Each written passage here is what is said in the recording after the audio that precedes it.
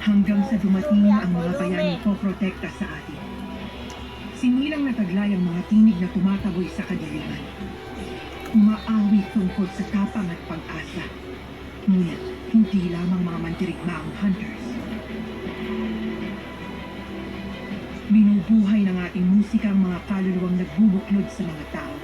Mula sa koneksyon ito, lumikha ang mga unang hunter ng halang na pumuprotekta sa ating mundo, ang hangin.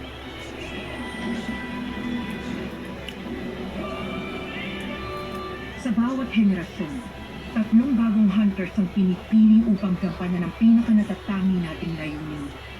Ang makalikha ng halang na hindi mawawasak, para di na kailanman makapasok ang Venus at si Kima sa ating mundo, ang gintuang Hanmin.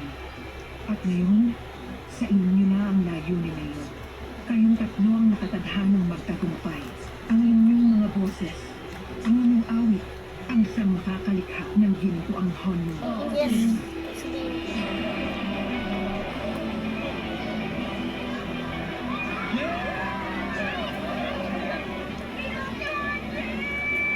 Sino ang paborito ko? Sa ang visual at dancer ng Huntrix ko nang tatalo sa kanya sa sayawan. Pero tanong ka lang, black sheep ng pamilya nila. Na nakakaloka kasi sobrang cool niya. Eh magsasal man ng sleeping bag sa Met Gala. Tama, siya ang lord namin. The best rap. Love.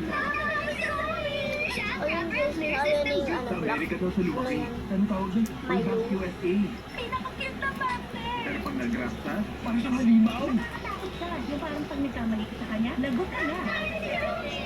Parang kasi siya eh. Sunlight sister yung nanay niya, pero namatay nung baby pa lang siya. Pero pinalaki siya ni Celine na bumuo sa grupong Huntrix. Sobrang ganda ng boses ni Romy, no? Parang...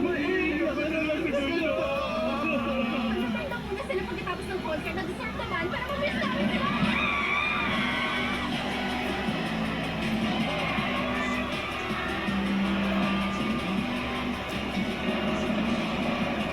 Sige, kilos na kayo.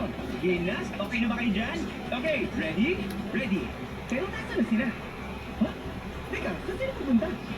Ito, Kamanta part ang 2. pinakamalaking show natin.